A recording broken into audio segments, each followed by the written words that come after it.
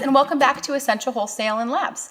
This week on Making Skincare, we're going to be making a wonderfully soothing toner. Now, this toner is made with a chamomile infusion as well as our Roman Chamomile Distillate. Chamomile is a wonderfully soothing ingredient. It smells incredible, and that's kind of what I've chosen to highlight in this toner today. So, really quickly, toner. A toner is used in your skincare routine to help balance the pH of your skin after cleansing. So we are going to be testing the pH of this. It should be between about 4.5 to 5. That's a good range for a toner. And again, this is used kind of after cleansing and before you moisturize your skin to help sort of rebalance the pH level of your skin. A lot of cleansers can strip the skin, you know, that kind of dry, tight feeling that you get. This can really, really help with that. But we're gonna go ahead and add a few more ingredients to this toner to give it a little more versatility. One being propanediol, which we'll get a little more into, and then also D-L-panthenol, which is the inky name for vitamin B5, which is just a really good emollient and helps with moisture retention. So this can also be used as just a fine mist throughout the day to give your skin a pick-me-up. Throw it on over your makeup as like a setting spray if you have dry skin, and it can also even be used on the hair. So let's dive into this. So the first step, and as you'll see, I have sort of a printout here. You'll be able to access this exact same printout in the description box below. And the first step to our process here is going to be measuring out your ingredients. Now, I've already pre-measured out my ingredients. You can see here. And an important note is you'll have your ounces right here. And then I always recommend to keep track of exactly what you measured. So you'll see these little handwritten notes right there where I just kept track of the exact amount that I actually got measured. It's never a huge variance, but it's always good to keep track, especially if you plan on scaling something like this up. The first step's going to be making your infusion. Now, this is really fun. I bet a lot of you already have a chamomile tea bag in your house, and that's all we used. You can use any chamomile.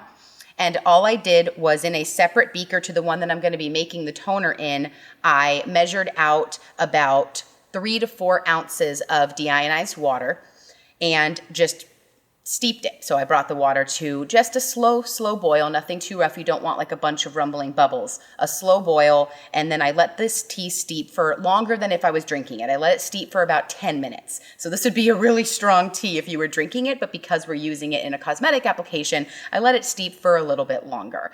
And the reason I used more, you'll see the recipe calls for 2.6 ounces of your chamomile infusion, is because when you're boiling the water, you may evaporate. So you're gonna lose a little bit of that water. So you wanna use more in your infusion so that you can then measure out that exact 2.6, which I have right here, for your actual recipe. So this is just what I had left over in my infusion, and I'm just gonna set that aside with my tea bag there.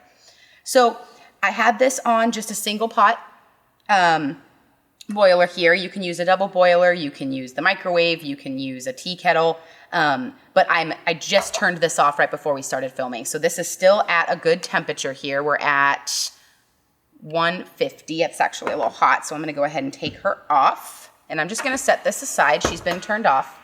She's done her part. But we wanna kind of get started here while this is a little warm. I'm gonna give it a minute, but we do wanna get started while it's still a little bit warm, just to help some of our other ingredients get really well incorporated. So I'm gonna give this a second to cool down, and we will be right back. Okay, so I just went ahead and checked my temp. We're at about 110. I'm gonna let it just cool down a little bit more, and I'll show you the options you can use for your infusion while we're doing that. So you can use just a normal, like I said, chamomile tea bag, which is what I used here, or you can even use, if you have access to fresh herbs, fresh chamomile flower.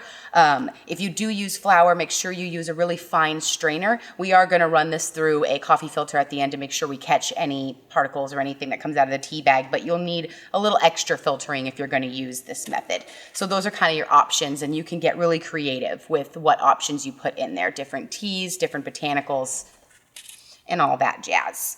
So let me check our temp here. Yes, all right, so we're looking good. So I am going to just piece together my immersion blender or stick blender. This is just a same quality you'd find, in your standard kitchen, nothing fancy.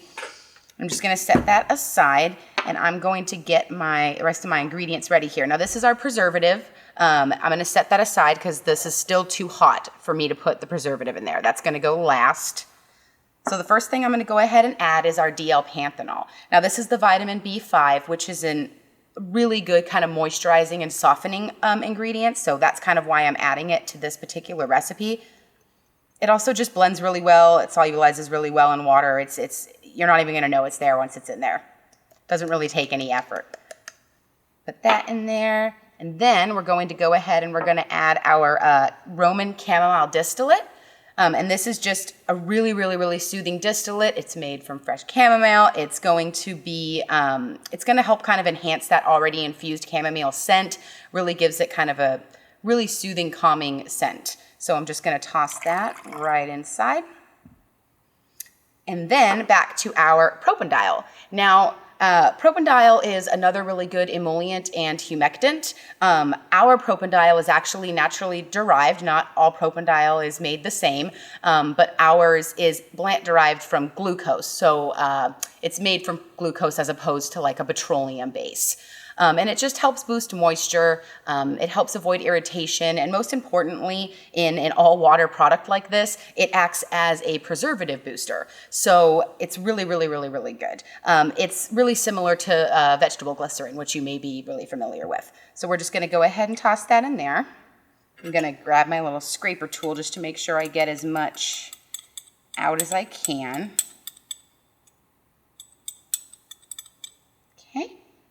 And we'll just give that a quick stir. Okay, and then even though you can see it's already clear, I am going to just give this a few bursts with my immersion blender. I just like to do that to make sure everything's well incorporated because I am adding other ingredients, and I'm gonna make sure not to drop any of my glass here. So I'm gonna put that in. This is a little bit shallow. You can use, if you have a stick blender that's a little bit more narrow, you can use a smaller container. We don't want to incorporate too much air into this. So I'm only going to give it a couple quick bursts on a very low setting here because again, I don't want to incorporate too much air. And you'll see it get a little foamy, but that's fine. If you're making a double batch or you're scaling this up, that won't happen because it'll be fully submerged.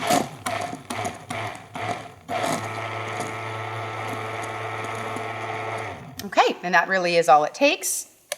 So I'm gonna take that out like such, and I'm just gonna set that aside. Now I'm just making sure that my glass is cool to the touch before we go in and add our preservative. Now, this preservative that we have in this recipe is a broad spectrum preservative. It already has a booster and a chelating agent, so it's called Optifin Plus. You can get it right on our website. This recipe does require preservation. There's no oils in here, so you don't need an antioxidant like vitamin E, but you do need a broad spectrum preservative.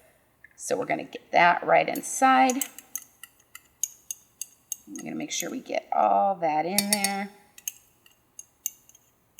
And then sometimes, because the percentage is so important with this, I will just take a little bit of my product back into whatever container I'd measured out, just to help kind of make sure that I'm getting everything. And then I would just pour that right back in. That's just kind of an easy step to get whatever residual is left in your container if you did measure all your ingredients out separately like we did here. Okay, and then I'm gonna give this one last burst. I wanna make sure that preservative is well incorporated and blended.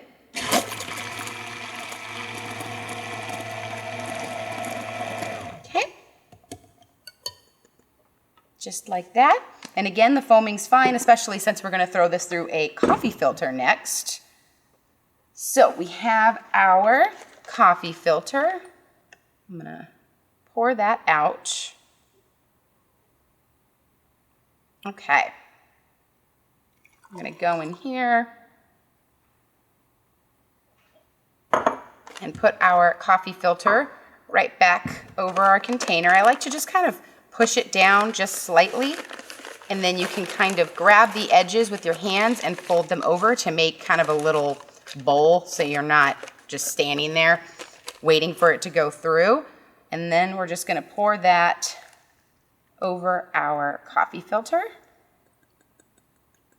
And we're gonna let that just drain on through. And that's just gonna catch any tea particles that were left over. You know, our end product should be perfectly clear. We want it nice and transparent. It's gonna have that nice chamomile color. It smells amazing, but we wanna make sure there's no particles floating in there or any foaming or anything like that.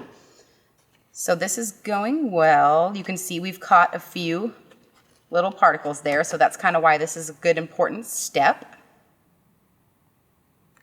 And then once that finishes off, I recommend using a fine mist sprayer for this. It's easy to spray directly on the face if you want to just use this product as sort of a throughout the day pick-me-up. But it's also really easy to just spritz onto your cotton pad at home and use as just a toner if that is how you're using it. You can also use like a disc flip top. I don't have an example here, but they kind of just have a little thin piece in the middle that you kind of flip right up, and it'll just dab a couple drops at a time. Really, really good for liquid products like this. Okay. So I'm just gonna give this a gentle squeeze because I know I have a little more in here than I'm going to yield into this container anyways. Now before we pack her off, again, like I said, we're gonna test our pH. You can buy these pH strips right on Amazon or anywhere. Really easy to get your hands on, and they're super easy to use. So we're gonna take our pH strip, just looks like this, and we're just gonna kind of give it a little swirly. And give it a couple seconds. And then right on the box, you'll see these little matching guys, and these are gonna tell you where your product's pH is resting. Now I've made this a couple of times and we shouldn't have to adjust it. Yep. We're looking good. We're right in between about 4 and 4.5, and I am happy with that. So we don't need to make any adjustments. If you did need to make adjustments, you can use citric acid or baking soda to kind of lower or raise the pH. Both of those would incorporate just fine in this. You most likely won't need to, but if you do, there's a link in your PDF and in the description below to our blog about pH and how to make those adjustments. So I'm just gonna give this one last stir. Smells really good. And I'm going to grab my container. You can use a funnel. I'm pretty confident I can get this in here with just pouring it. So I'm going to do that. Just taking it nice and slow.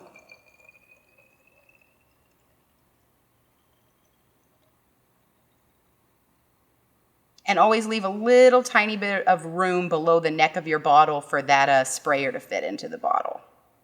And those bubbles will dissipate over time. They'll go away. So by the time these bubbles dissipate, your finished product will look a little bit like this. You can see I probably let this one steep a little bit longer. I would recommend this one. This one probably steeped for about 7 minutes, whereas this one steeped for about 10. So that will change the color. So if you want a darker color, let it steep longer. Lighter color, less time. Those bubbles will dissipate, and you'll have a beautiful chamomile soothing facial toner. So I hope you guys enjoyed this recipe. If you did, hit that like button below. Feel free to leave comments if you have questions, and don't forget to subscribe so you don't miss any of our future recipes and videos. Bye.